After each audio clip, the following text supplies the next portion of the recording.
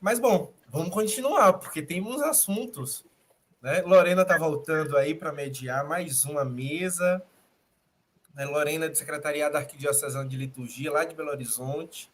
Padre Márcio já almoçou, já descansou, está voltando, né? Padre Márcio é da Arquidiocese de Belo Horizonte também, membro da Rede Celebra, doutorando em Liturgia pelo Instituto de Liturgia Pastoral Santa Justina, membro da equipe de reflexão para a liturgia da CNBB.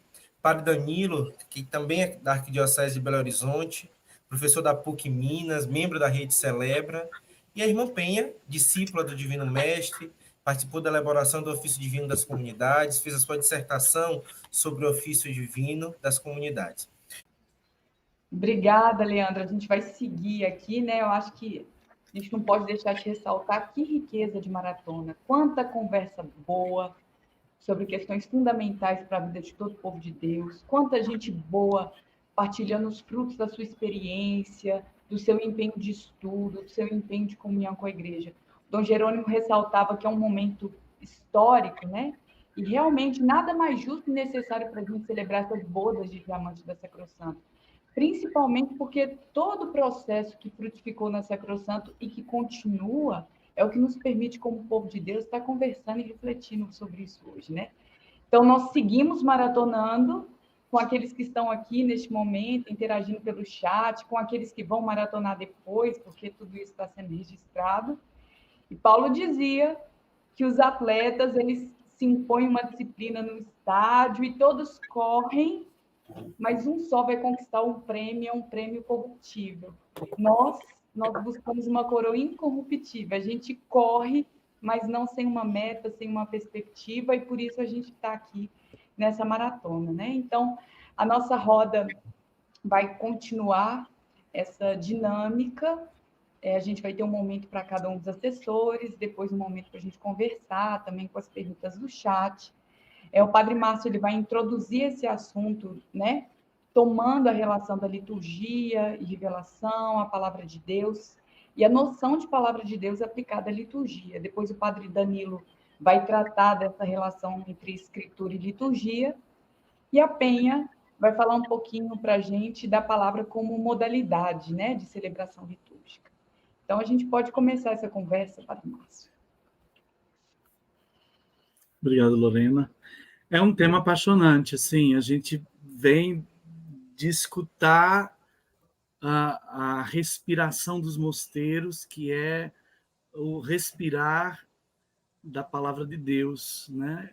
Porque é isso que é a oração, respirar o verbo de Deus, né?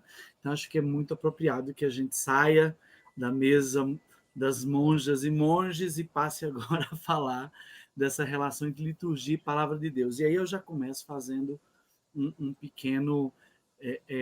pequena observação.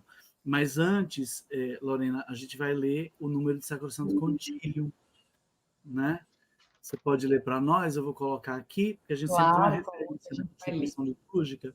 Que a gente veio tão empolgado dessa mesa anterior, né, Márcio? Mas que bom que você lembrou. Então, vamos ler o número 24 da Sacrosanto. A Sagrada Escritura é da máxima importância na celebração da liturgia. É dela que são tomados os textos que se leem e se explicam na homilia, bem como os salmos que se cantam. Foi dos seus textos e da sua inspiração que brotaram as preces, as orações e os hinos litúrgicos. E é dela que as ações e os sinais recebem o seu significado. Por isso, para promover a reforma, o progresso e a adaptação da Sagrada Liturgia, é necessário desenvolver aquele suave e vivo amor da Sagrada Escritura, de que dá testemunho a venerável tradição dos ritos, tanto orientais como ocidentais.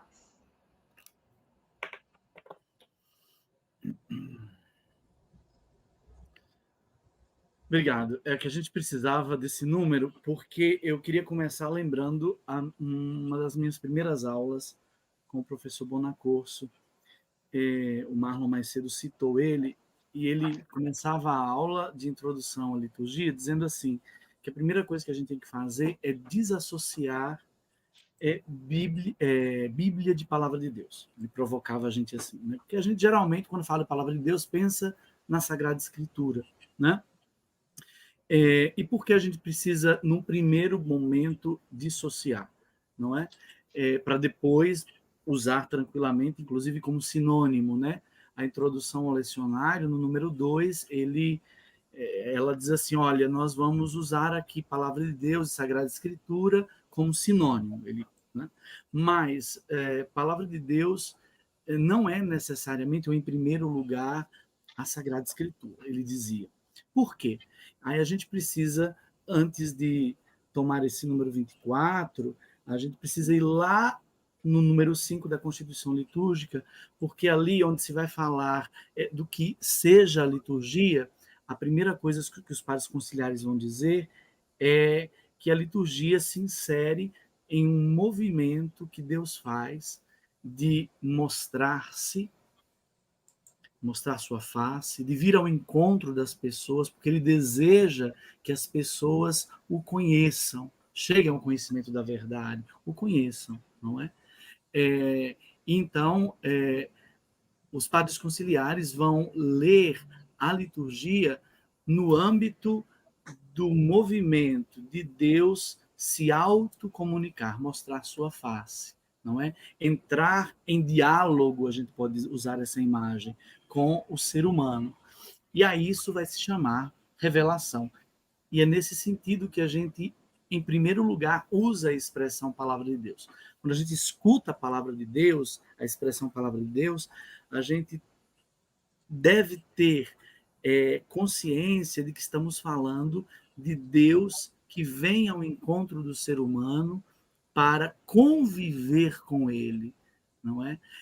Toda a espiritualidade, inclusive, que brota das primeiras páginas da Sagrada Escritura, ao falar da criação, falam exatamente desse desejo de Deus conviver com o ser humano.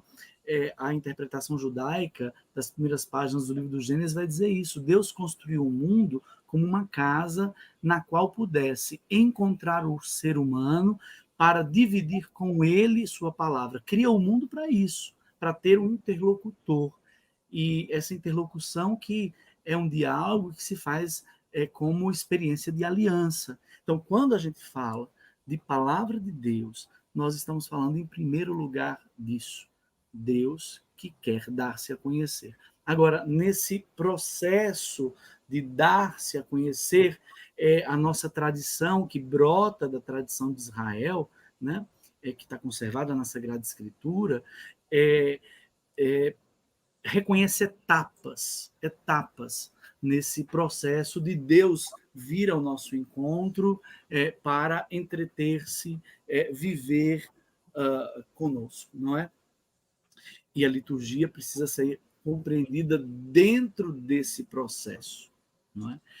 E aí tem um monge, que é uma amodolense, que é o Matteo Ferrari, tem um texto belíssimo no livro sobre celebração da Palavra de Deus, e para mim ele sintetiza esse processo, né, em 4 fases. Ele diz assim, em primeiro lugar, Deus pronuncia ou fala o humano, a palavra que gera o mundo, né? A palavra da qual se origina tudo, e de fato na tradição oriental, o mundo e o ser humano são palavras que decorrem da única palavra. Isso é lindo, né? Nós somos ecos da palavra de Deus, nesse processo de ele auto-manifestar-se, não é? Isso a gente chama de economia sacramental, né?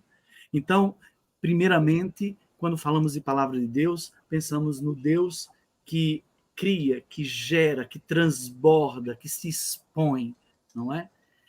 Depois, no segundo nível, ele diz que a revelação, ou a palavra de Deus, para além de ser Deus que pronuncia o humano, que gera o mundo, Deus, ele fala no humano, mediante o que cria. É lindo também. Aí o Papa Bento XVI recordava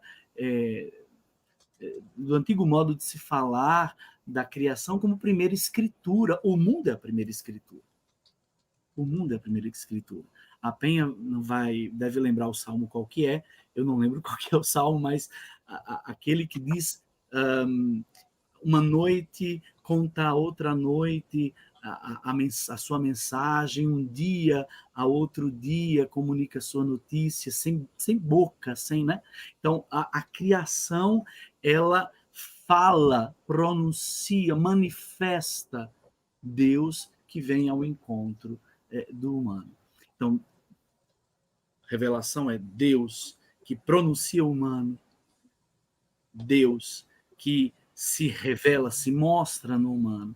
Uma terceira fase, o Matteo Ferrari diz, Deus que se dirige ao ser humano, que conversa com o ser humano.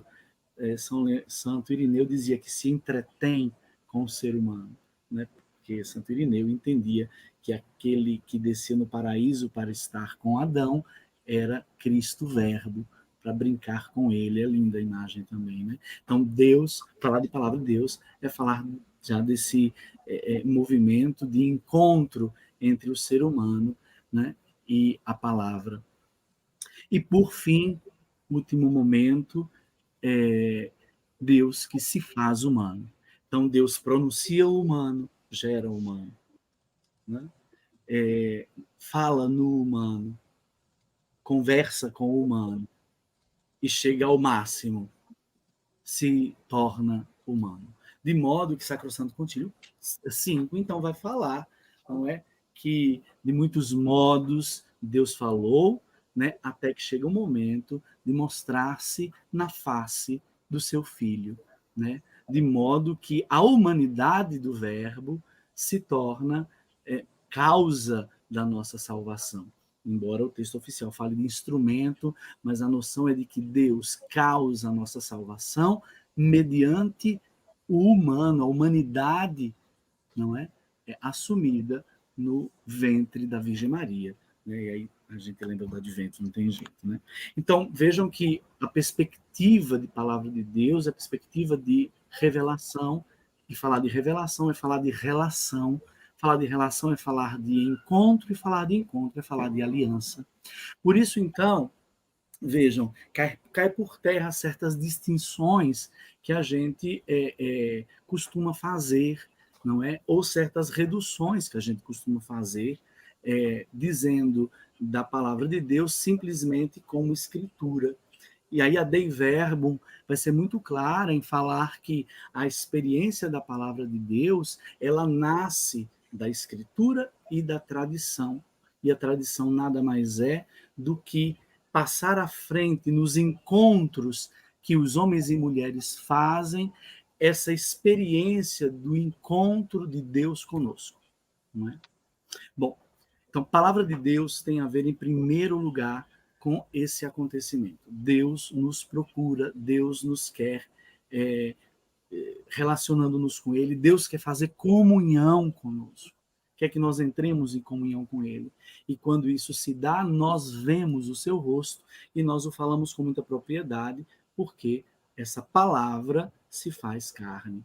Por isso que para nós vai ser muito importante o comecinho de uma outra constituição, que é a Dei Verbum.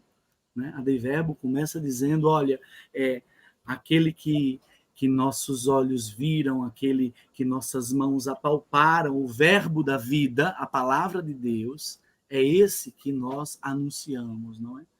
A experiência, portanto, que temos ao falar de palavra de Deus é de um ser humano chamado Jesus de Nazaré.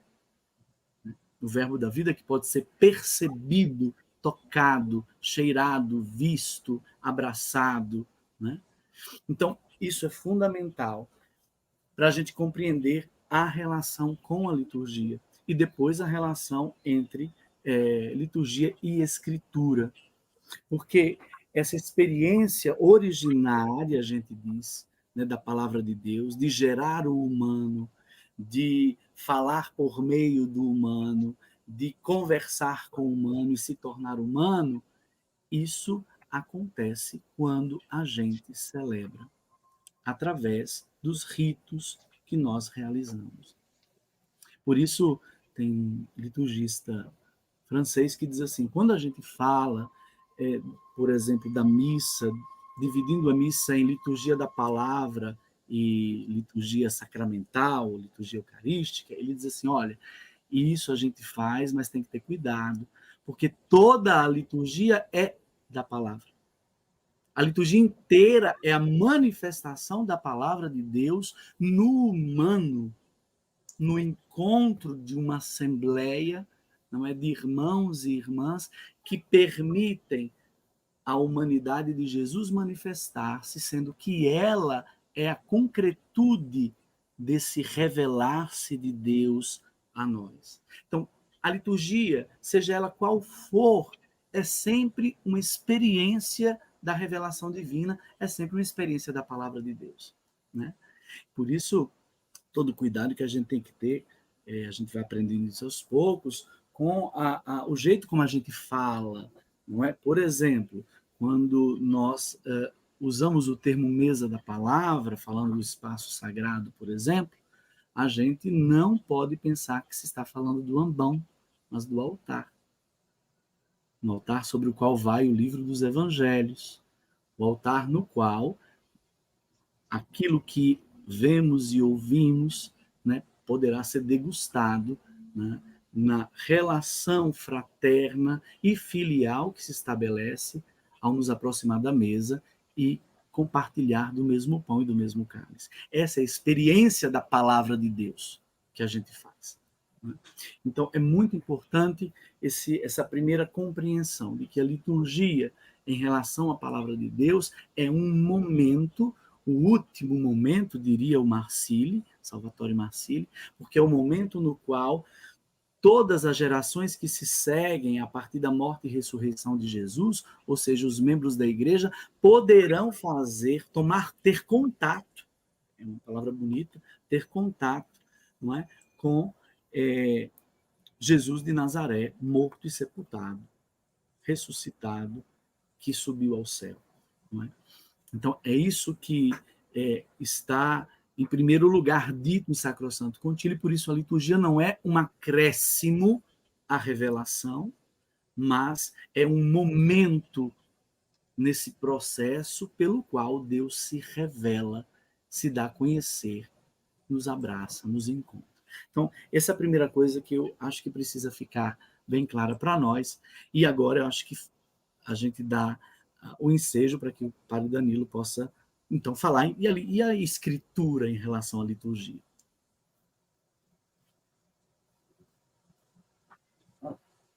Meu tempo diminuiu ou continua o mesmo? Continua o mesmo, Danilo. Continua o mesmo. Gente, isso é maldade. Bom, só para pegar no pé do Padre Márcio. Minha gente, a mim coube falar sobre os artigos da Sacrosanto Concílio. Mas eu queria começar pela natureza humana. A gente tem mania de chamar o ser humano de Homo sapiens, por causa da razão, da inteligência. Mas tem uma outra definição do ser humano que é muito importante, que é chamado de Homo loquens. Isto é, aquele ser que discorre, que fala, e que ao falar define, né? E definindo, ele toma consciência ou ele se apropria do mundo e das coisas. A palavra, então, no ser humano tem essa função de alcançar o inalcançável pela definição ou pela capacidade de dizer as coisas, na sua relação com elas, evidentemente. Então, a gente pode dizer, por exemplo, o céu. O céu é azul. Com as minhas mãos, eu não vou alcançar o céu, né? Nem com os meus pés, se eu quiser dar um pulo. Mas com as palavras, eu alcanço o céu. Então, a palavra no ser humano, ela tem essa força de nos projetar para além dos nossos limites. Então, a palavra ela já é, em nós mesmos, uma capacidade muito importante, né? Porque o ser humano se constitui enquanto fala, enquanto discursa. E a Sacrosanto Concílio, ela olha para a palavra de Deus ou para a Sagrada Escritura, se a gente preferir, ajudando a gente a perceber que na liturgia a palavra de Deus é rito. Ela é mais do que o pronunciar de algo, mas ela ultrapassa aqui essa função, digamos, de articular sons, sílabas e formar, então, vocábulos. A Sacrosanto Concílio, a palavra de Deus é, em primeiro lugar, no número 2, um modo de Deus falar conosco, esse Deus, como disse o Padre Mar, citando a carta aos Hebreus, que falou de muitos modos pelos profetas, pelos patriarcas. Agora que são os tempos, os últimos tempos, ele nos falou pelo seu Filho, e o texto continua falando da humanidade de Jesus. Então, atenção, a palavra de Deus para a Sacrosanto Concílio, ela é dita pela humanidade de Jesus, né? Que também foi dito pelo Padre Márcio. Na Sacrosanto Concílio, número 6, é interessante que o sentido memorial da liturgia passa pela palavra. Quando o documento dizendo que a igreja se reúne para celebrar o mistério pascal, lendo tudo quanto a ele se referia nas Escrituras, citando, evidentemente, os discípulos de Emaús. Então, a memória do mistério pascal requer aqui a leitura de tudo quanto se refere a ele, né? Lembrando que isso aqui tem a ver com toda a Escritura, porque toda a Escritura aponta para o Cristo, e a liturgia faz isso muito bem ao relacionar esses textos de maneira cristológica, através daquelas 3 leituras fundamentais, né? Que é a relação tipológica, a relação didático-sapiencial e a relação profética, tudo apontando para Cristo. Além disso, a Sacrosanto Concílio 9 fala da interdependência da liturgia e do anúncio da palavra de Deus, mostrando que, para nos acercarmos da liturgia, é necessário que passemos pelo anúncio. E a Sacrosanto Concílio 10, indiretamente, vai nos falar da palavra de Deus, né, quando diz que a liturgia faz conservar em nossa vida aquilo que nós recebemos pela fé. Parece que não fala nada de palavra de Deus, mas a fé, como diz Paulo Apóstolo, nos vem pelos ouvidos, né? Além disso, nós temos também na Sacrosanto Concílio 33 um artigo que fala sobre a liturgia na sua capacidade instrutiva de instruir a fé, porque nela Cristo mesmo nos anuncia o seu evangelho. Então, ali a gente tem essa relação da palavra de Deus na liturgia como algo profundamente vivo e atual no sentido dessa ação de Cristo, né? Na Sacrosanto Concílio 35, nós vamos ter, então, importantes parágrafos do artigo 35, falando sobre a celebração da palavra de Deus, que precisa ser motivada, né, nas nossas liturgias. Nós vamos ter, então, também na Sacrosanto Concílio 35, que ela é dividida em 4 artigos, nós vamos ter a observação de que a gente cuide da pregação no sentido, então, de considerar a Escritura e a liturgia como fontes dessa pregação, e também nós vamos ter na liturgia momentos em que vai se inculcar em nós essa catequese que é a catequese mais essencial da vida cristã, é a liturgia, e é aquela que prossegue na nossa vida depois que passamos pela iniciação cristã. Bom, além disso, temos as recomendações práticas dos artigos 51, 52, 53, primeiramente de enriquecer o nosso lecionário e de fazer do nosso lecionário uma fonte de leitura de toda a Escritura, para que os fiéis tenham mais acesso à riqueza das Escrituras. Depois, o incentivo à homilia, né, que vai ser restaurado, então, pelo Concílio Vaticano II, como algo que pertence à própria dinâmica da liturgia, a homilia, pregação litúrgica, e que parte sempre da liturgia e dos textos. Por fim, a oração dos fiéis, que se vale também da palavra de Deus. E voltando ao artigo 24, que foi citado inicialmente, a palavra de Deus como essa palavra que perpassa toda a liturgia nos seus ritos e nos seus símbolos. Bom, o que temos, então, além disso, que eu acho que era já conhecido de todos nós? Nós temos um documento do Concílio Vaticano II, que também é uma constituição, e que deve ser lido em relação com a Sacrosanto Concílio e a Sacrosanto Concílio em relação com ele. Assim como a Dei Verbum, assim como a Lumen Gentium, assim como a Gaudium et Spes. É a Dei Verbum que eu estou me referindo. No artigo 21 da Dei Verbum, nós temos uma afirmação que me parece muito interessante, que ela diz assim, que a Igreja sempre venerou as divinas Escrituras da mesma maneira como ela sempre venerou o corpo e o sangue do Senhor, o corpo do Senhor, aqui se referindo ao pão consagrado da Eucaristia. Então, existe aqui uma equiparação, né, entre a palavra de Deus e o pão consagrado na Eucaristia. Né? A veneração devida é a mesma.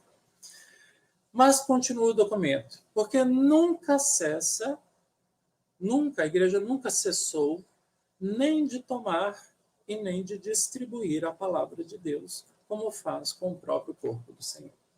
Os verbos tomar e distribuir vêm da narrativa da instituição, a ceia, onde Jesus tomou o pão, deu graças, partiu e distribuiu. Então, a Dei Verbum colheu aqui o primeiro verbo, que é o tomar, e o distribuir, como se faz com o pão, né, eucarístico. E esse tomar e esse distribuir nos lembram aqui, em primeiro lugar, não a coisa, mas o gesto. E quando lembra o gesto, lembra para nós o rito. E o rito é comunicar a palavra de Deus, né, dentro do jogo ritual, dentro da celebração, tomando e distribuindo, como a gente faz com o pão. Né? E como a liturgia faz isso? Evidentemente, nós já conhecemos o rito da palavra, ela faz repetindo a estrutura dialógica, né, da aliança, né, onde Deus fala e a comunidade responde, por isso temos o salmo responsorial, ou os chamados cantos interlecionais, né, em que a gente exercita a escuta e a resposta à palavra de Deus. Né? E não só, nós incluímos nessa celebração elementos simbólicos que nos ajudam a alcançar o sentido maior dessa palavra, como, por exemplo, colocar o evangeliário sobre o lugar do sacrifício, que é o altar.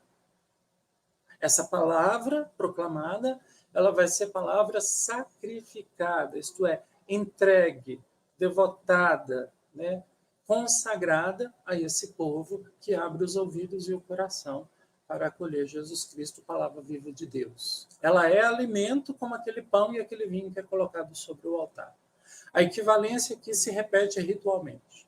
E essa palavra é levada em procissão até o lugar da vitória, o lugar aonde a pedra rachou, a pedra, né, lascou, quando o anjo, se assentando sobre ela, diz o aleluia, né, a vitória de Cristo. Ele não está mais aqui, ele ressuscitou.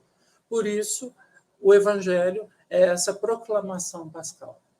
Então, quando nós nos reunimos em torno da palavra de Deus, outra coisa não fazemos senão, ritualmente, nos envolver com a vida daquele que se dá, né, aos nossos ouvidos.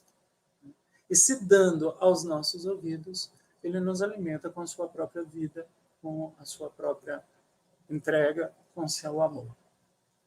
Então, meus irmãos e irmãs, Não se trata de um círculo bíblico, com todo o respeito e alegria que a gente tem com os círculos bíblicos nas nossas comunidades. Não se trata de um curso de Bíblia, né, com toda a importância que os cursos de Bíblias têm. Não se trata de um outro momento qualquer em que a gente se reúne em torno da Sagrada Escritura. A liturgia nos coloca diante da Palavra de Deus. E essa Palavra de Deus só está na liturgia porque ela passa pela boca de Cristo, ou pelo seu corpo, né, que ele assume como seu corpo. E como dizia um professor meu, né, o Márcio citou tantos professores aí, eu vou citar o meu, é o Padre Mazza. Uma vez perguntado sobre a palavra de Deus, quando a Escritura é a palavra de Deus, ele disse: a Escritura é a palavra de Deus quando Deus fala. E a liturgia é o lugar onde Deus fala. Então, meus irmãos e irmãs, desfrutemos da palavra de Deus na liturgia como algo que o concílio recuperou, né? A nossa igreja, que foi chamada Igreja do Sacramento, contra a igreja dos protestantes, que era a Igreja da Palavra, agora recupera de novo toda essa força da palavra de Deus, né?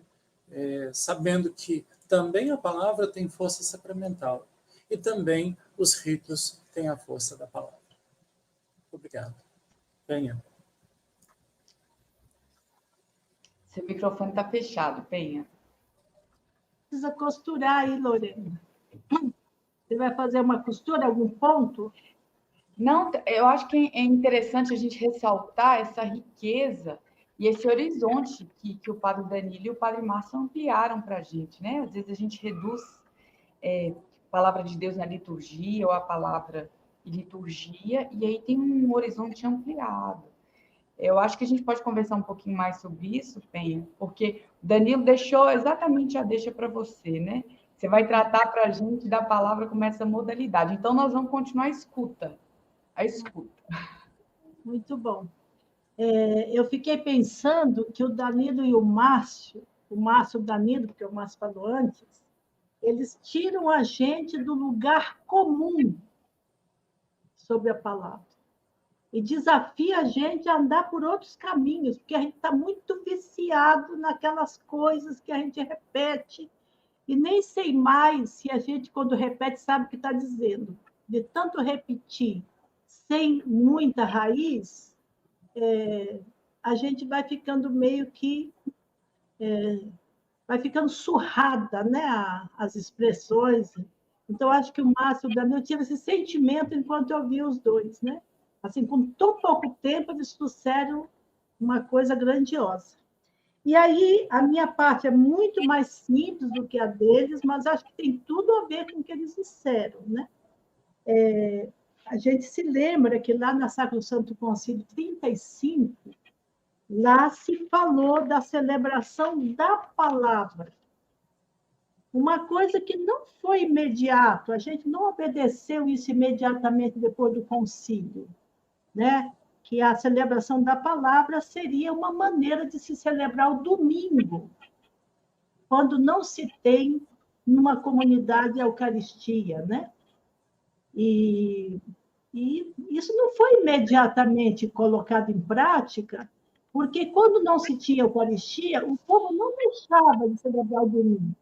Mas celebrava o domingo de terço, a novena do santo, né? O que o concílio estava trazendo era uma profecia. E nós estamos até hoje nesse movimento de obedecer isso que o concílio está falando em relação ao domingo. Então, a palavra, ela não é só, ela própria se torna uma modalidade litúrgica. Quando a gente pensa na escritura, né? Toda liturgia tem escritura. Mas a própria escritura pode se tornar uma modalidade celebrativa. E aí eu acho que o exemplo mais conhecido nosso é a celebração dominical da palavra. É tão bonito aquele tipo de Aparecida, né? E também essas comunidades que não podem celebrar a Eucaristia, também elas podem viver segundo o domingo, pela memória da Páscoa na reunião pela memória da Páscoa na escuta da palavra e pela memória da Páscoa na oração comum, que certamente não está se falando das preces, porque as preces é um elemento da própria palavra, né? Essa oração comum nós interpretamos, o próprio diretório geral interpretou, os documentos da CNBB interpretaram, como sendo um momento de ação de graças que nunca pode faltar no domingo, mesmo quando não tem Eucaristia. A Eucaristia ela não esgota toda a ação de graças da igreja. E a ação de graças é uma resposta à palavra que cabe bem ao domingo, mesmo quando não tem Eucaristia.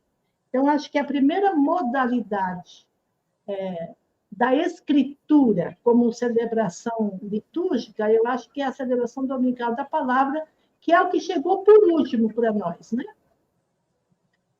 Uma outra modalidade é uma bem conhecida, que é a celebração da Sexta-feira Santa. Na Sexta-feira Santa, nós não temos uma celebração eucarística. Mesmo que tenha comunhão dentro dela, temos uma celebração da palavra. Isso por antiga tradição. Antigamente, nem comunhão tinha nos princípios, né? Era a celebração da palavra, que era o sacramento da paixão. O conjunto da celebração. Não era só a narrativa da paixão, mas o conjunto. Acho que essa ideia de que toda a liturgia, qualquer que seja, toda ela é palavra, é fantástica, né? É aquele numerinho que o Danilo pode me lembrar. Fala aí, Danilo, aquele que a gente não escuta a palavra só na escritura, mas também no hino, no cântico. Qual é o número? Aquela que você falou esses dias. É o 24. Não, acho que não é. Mas tá bom, não tem importância, depois eu vou me lembrar dele. E, por último, eu queria lembrar de uma celebração da palavra, de uma modalidade de celebração focada na escritura, que é a celebração da palavra no itinerário da iniciação cristã. A gente sabe que a iniciação cristã, a catequese de iniciação cristã, né? Ela introduz a pessoa no sacramento, né? Na fé, né? Mas, ao fazer isso, o Rica insiste nisso, precisa iniciar a pessoa na liturgia, porque o primeiro ato de fé é a liturgia. Você vê, na iniciação cristã, no pré-catecumenato, nem tem catequese, é só anúncio. E o primeiro ato, digamos assim, catequético, não é um ato, não é um encontro catequético, é uma celebração da palavra, onde tem os ritos de entrada no catecumenato, né? Então, essas celebrações da... E aí, interessante, porque ao longo desse caminho, a partir da entrada no catecumenato, tem os ritos catecumenais, né? Mas não basta fazer o rito em si, né? Depois a gente vai ver melhor isso. Mas entre os ritos, tem uma insistência do Rica sobre a celebração da palavra. Eu aprendi isso muito com Domingos. Domingos estudou muito isso, para entender o que significava isso no Rica, né?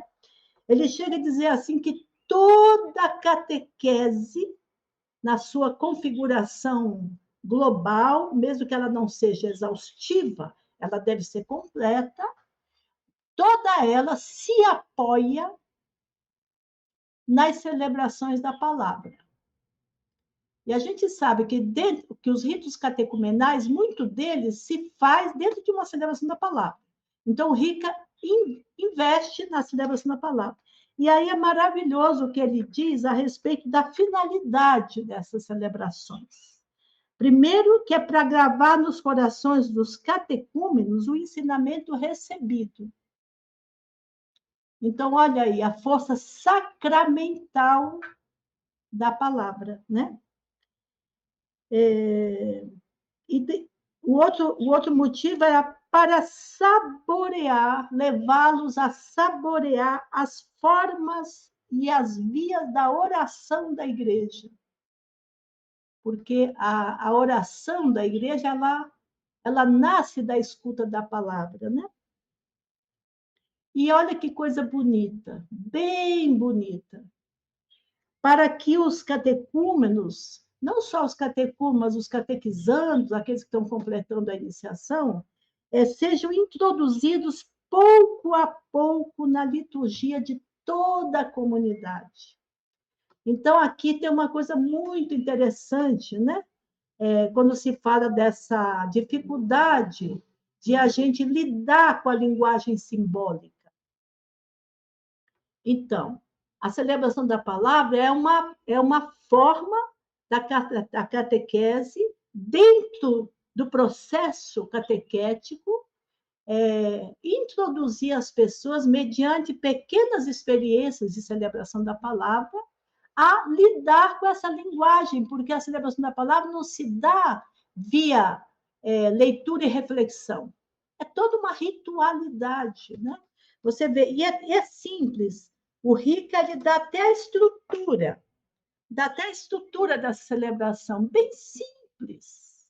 Diz que é um canto, leituras e salmos, homilia e ritos conclusivos, que pode ser a bênção, pode ser também o exorcismo. Essa é uma estrutura essencial, né? Mas é ritual, profundamente ritual. São elementos de muita força simbólica, né? Então, eu vou parar aqui porque o nosso tempo já esgotou, mas fica umas pinceladas aí para a gente depois estudar mais.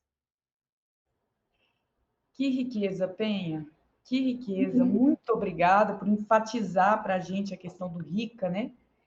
Do ritual de iniciação cristã, dos adultos, essa força, essa insistência na palavra. E é engraçado como tudo que vocês foram falando foi se ligando, né? O Padre Márcio começou a apresentar aquele Deus que se manifesta, que cria pela palavra, depois que se comunica, que interage. Quando Danilo cita o professor dele, né, que diz que a escritura se torna palavra quando Deus fala, isso nos lembra também aquele número 7 da Sacrosanto, né?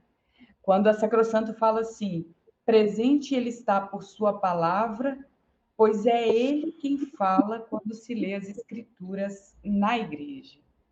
Então, olha que lindo, né? Essa escritura se tornando palavra por meio do rito.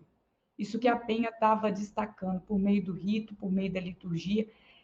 A palavra como celebração litúrgica, né? Como celebração da igreja, como aquela que nos faz experimentar o mistério pascal de Jesus, nos alimentar. E aí, pensando um pouquinho também, o Júnior trouxe um comentário que nos leva a pensar um pouquinho também nesses ministérios, né, ligados à palavra de maneira mais íntima. Então, quando ele fala assim, dos leitores, dos salmistas, que tem muita responsabilidade na liturgia da palavra, nos sacramentos, né? Então, eu acho que eu queria que a gente comentasse um pouquinho, né, sobre essa questão da responsabilidade disso, dessa palavra que acontece por meio da ritualidade, dos ritos. Eu vou deixar para o Márcio e o Danilo. Seu microfone está fechado, Danilo. Eu vou deixar para o Márcio. Márcio. Eu estava pensando aqui sobre o que o Danilo falou, que quando a gente fala de liturgia, a gente fala da experiência ritual da palavra de Deus, ou a palavra de Deus enquanto rito. E aqui talvez seja uma analogia interessante pensar que assim como o Verbo se fez carne em Jesus de Nazaré, o Verbo se faz rito no corpo da Assembleia. É isso. De modo que essa Assembleia que se organiza, vamos dizer, que se configura ministerialmente, onde homens e mulheres, então, dão voz, dão rosto, dão feição concreta, amigável, próxima, porque são pessoas da comunidade que foram iniciadas, não é? E já desfrutam de uma convivência, de uma fraternidade, de modo que o Senhor ali neles é reconhecido, não é? Então, acho que esse é o dinamismo, e o dinamismo pelo qual a gente entende o lugar da Sagrada Escritura, né?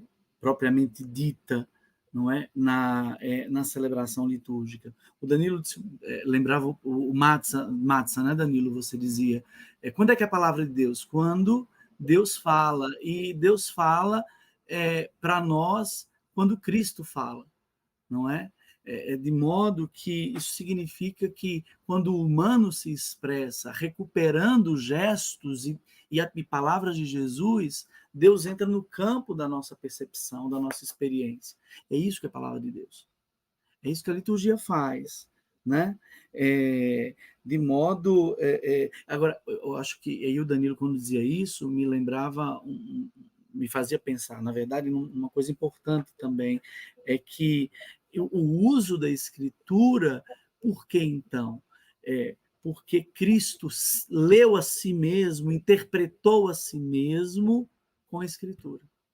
E aí a introdução ao lecionário, onde a gente encontra a teologia da palavra de Deus ligada à liturgia e tudo que se entende por ministério e tudo mais, vai dizer muito claramente, a igreja continua o mesmo método, o mesmo sistema que Cristo usou para poder tomar nas mãos a Escritura e compreender a si mesmo, estabelecer sua identidade, saber de sua vocação, de sua missão.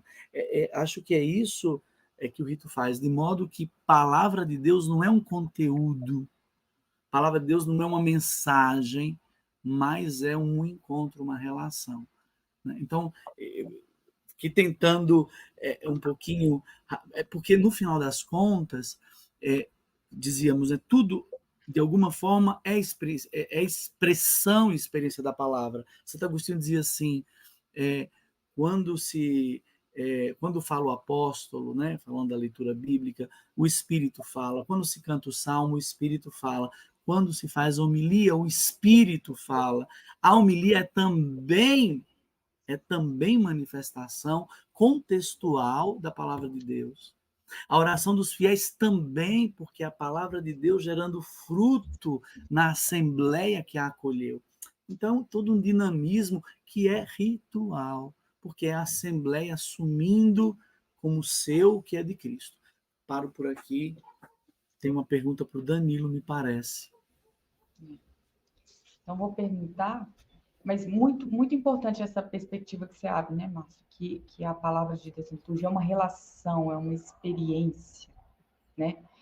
E aí a pergunta, Danilo, sobre o que você acha das crianças da catequese que ainda não receberam os sacramentos da reconciliação, Eucaristia e Crisma, proclamarem as leituras na missa. Bom, a gente fica entre a cruz e a espada, né? Porque a gente gosta muito de ver as crianças participando das celebrações, os pais se esforçam por levarem seus filhos, a gente reclama que as crianças não vão à missa, né? Quando eles estão na catequese, mas eu acho que tem uma perspectiva aqui que talvez pudesse ser amadurecida, sobretudo pelo contato com o ritual da iniciação cristã de adultos. Porque a participação na Eucaristia supõe a iniciação. E a iniciação cristã, como ela está hoje na igreja acontecendo, a gente tem até medo de dizer que se trata mesmo de uma iniciação, acho mais exato a gente dizer que é uma catequese, né? Mas ainda não alcançou esse status de iniciação. Ela é uma iniciação, entre aspas, ou uma catequese fraturada em 3 pedaços. Então, na infância, na tenra infância, a gente tem o batismo. Depois, quando essa criança completa 10 anos, a gente vai ter, então, a primeira Eucaristia. Depois, lá para frente, com 15, 16, 17 anos, ou talvez até mais tarde, ela vai fazer a confirmação. Além da gente partir em 3 pedaços aí a iniciação cristã, a gente introduziu um outro sacramento que não é da iniciação cristã, é o sacramento da penitência, porque nós somos muito moralistas e a gente pensa que é necessário passar pela confissão, porque tem que aprender e tal. Então, eu penso que a gente criou aqui um grande problema. Esse problema é um problema sério. O Papa Bento XVI já assinala isso no seu documento Sacramento Caritatis, né? Da coragem de os bispos reverem a ordem da iniciação cristã, porque a ordem correta é batismo, confirmação e Eucaristia. A Eucaristia finaliza o processo, foi invertido no passado por causa da comunhão das crianças. Então, esse problema gerou outros. E aqui nós estamos diante de uma questão que ela nasce desse problema. O que a gente faz com as crianças? Então, acho que a gente precisa dessa perspectiva maior. E, na minha opinião, está na hora da gente criar espaços celebrativos próprios das crianças que não seja missa. Que não seja missa. A gente tem mania de achar que tudo tem que ser resolvido com missa. E nem sempre a liturgia oferece a celebração eucarística para tudo. A liturgia é muito sábia e ela respeita as idades. Ela respeita as fases que as pessoas estão vivendo. Então, vai ter momentos na vida em que a gente não vai ter missa mais. Por exemplo, quando a gente fica muito idoso, quando a gente fica numa cama, quando a gente está mais ou menos perto de fazer a nossa Páscoa, a gente não vai ter mais missa. Deus vai chegar sacramentalmente para a gente através do sacramento da unção dos enfermos e olha lá se vai dar para a gente comungar. Porque se a gente estiver entubado, como acontece muito e tal, com dificuldade de deglutição, que acontece muito com os idosos, a nossa comunhão com Cristo vai se dar de outra maneira. Então, eu acho que a gente precisa aqui fazer recurso à inteligência da fé para entender que é necessário encontrar outros caminhos para que as crianças participem do mistério pascal de Cristo na celebração, pensando aqui que elas precisam de outro espaço celebrativo, que não seja adaptações muito mal feitas da missa. Então, desculpa se eu decepcionei aqui o nosso irmão, mas essa é o que eu penso. Danilo, acho que a gente pode voltar, o que a Penha trabalhou também, quando fomos para a mesa da iniciação cristã. Acho que aprofundar essa questão aí das crianças em relação à ministerialidade, da liturgia, talvez seja uma coisa para voltar no nosso tempo, que é um assunto muito bacana. A gente tem um minutinho aí, não sei se Márcio ou Penha querem fazer alguma consideração sobre o tema que a gente ensina nessa outra mesa. Eu só quero dizer que essa mesa está muito ligada com a última, que é da iniciação, e a gente continua essa conversa lá, porque eu tenho que ir para outra mesa agora, que é a do ofício. Claro. E é longe daí, né? É longe, eu tenho que andar muito para chegar lá. Então, é isso mesmo. É muito grande. Eu acho que foi muito prazeroso poder fazer com você, Lorena, também ser muito especial para nós, viu? E aí, é redundante a gente ficar repetindo, né? E vocês vão continuar aí, né? Essa temática da palavra vai continuar, porque a nossa próxima mesa é sobre o ofício divino, isso, como o Márcio disse, que começou a ser dito sobre ministerialidade, vai aparecer lá na iniciação cristã, né? Então, Penha e Danilo continuam aí na conversa, nas rodas. A gente agradece quem esteve aqui, pede para continuar maratonando com a gente, né? Porque diz o Evangelho que quem perseverar até o fim será salvo, né, Rafael?